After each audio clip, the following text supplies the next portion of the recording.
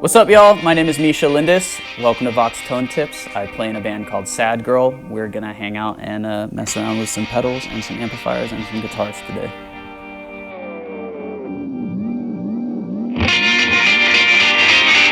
I think the first time I probably became aware of Vox was probably from images of like the Beatles and the Rolling Stones. And my parents grew up on the Beatles, huge Beatles fans, so that was like a really big deal. So I've always kind of been aware of them as like Vox as the brand that was sort of synonymous with like the Beatles and stuff. So kind of played a huge part in my musical influences from a young age. What I love about Vox is that they're stylish and they sound great. The hand-wired amplifiers are just, I mean, like I don't really know how to describe it other than like it's kind of that rich like tube sound that you look for in an amplifier. It sounds like what you want an amp to sound like. I'm a really big fan of this attenuation switch on this AC15 hand-wired. I, like most people, live in an apartment, and so having the attenuation switch means I can use it at home at a volume that is totally reasonable and still get the kind of tube breakup sound that you associate with a really nice sounding loud tube amplifier. But in general, I'm actually a fan of smaller watt amplifiers. So this kind of covers all bases, and live, I don't have any particular like default settings that I use because every room is so different and every recording session is so different.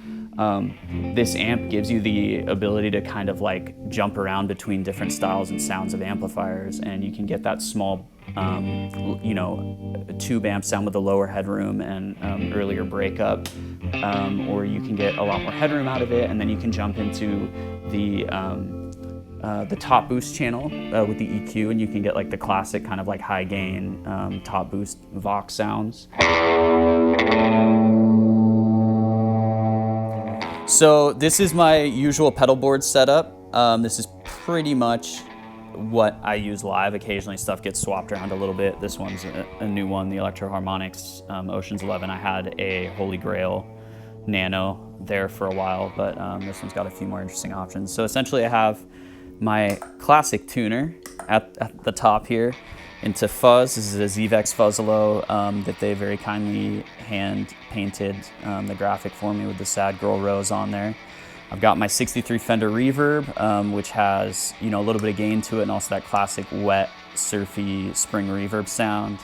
The phase shifter, which I like sometimes for like light phasing, but you can use like really intense phasing stuff. Reverb. Tremolo, the TR2. I've got it set up so that I can do my reverb into the tremolo, so you can get those classic surf and kind of spaghetti western sounds that way, and really dramatic tremolo sounds.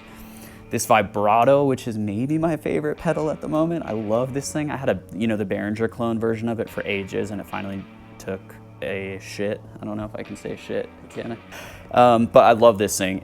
You can use it for like really dramatic, kind of weird, alien-y, like Devo kind of sounds, or like really subtle, almost like tape warbles. So I love that for that. Huge fan of Strymon. So I've got 3 Strymon pedals in a row here. People usually ask me about this one, and it is a OB1, which is a compression boost pedal that they don't make anymore, and I stripped and put a couple of different knobs on and added these labels so it kind of looked a little bit more like an old school outboard compressor or like preamp or something in a studio. But essentially this is like a delay and tape boost saturator, double tracker, compression, boost, another delay that I use for kind of swells and things, and then I've got a final reverb at the end. So I've got the Vox Bobcat reissue here, the 2 pickup soap bar version. The friendly folks at Vox very, very kindly reached out to me and allowed me to test out the 2 different models of the Bobcat at the moment. There's the 3 pickup single coil model, which is also killer, sounds great. And then this model, which I just feel like really sort of sounded, you know, like I love hollow body guitars and I love the kind of thin line hollow body guitars, and there's something about the sort of like the tuxedo white on black look and this like triple binding. It's just a sick looking guitar and it sounds killer. I'm a huge fan of the neck pickup. I use the neck pickup a lot when I'm playing live or recording, and it sounds particularly warm and fat, and when you flip into your bridge pickup, it just gives you that kind of bite that you want to switch into for lead tones and kind of more aggressive sounds. So it is a killer guitar. I think I probably picked up the guitar properly when I was like 13 or so. I played bass shortly before that. I played in the Battle of the Bands at my junior high school. And we won the Battle of the Bands doing, I think we did a Nirvana cover, a Sublime cover, and like a Metallica cover, and won the Battle of the Bands that year. But my father's a musician. We grew up with music in the house. My sister's a musician. So, you know, I think truthfully, I never realized that I didn't play guitar. I just kind of, because it was always around, I just kind of thought I played. But then it wasn't until probably around junior high that I started getting properly into it and discovering my own music and learning, you know, the songs.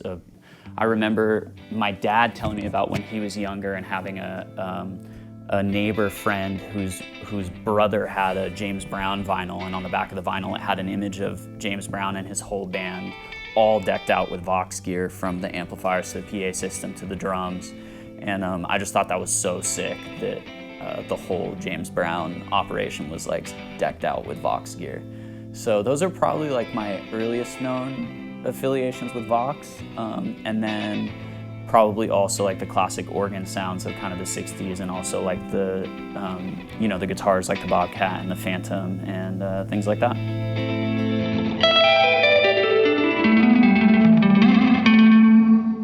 Check out my band on Spotify. We are SadGirl on Instagram and Twitter, and you can just Google it anywhere else. It's SadGirl, SadGirl. Thank you.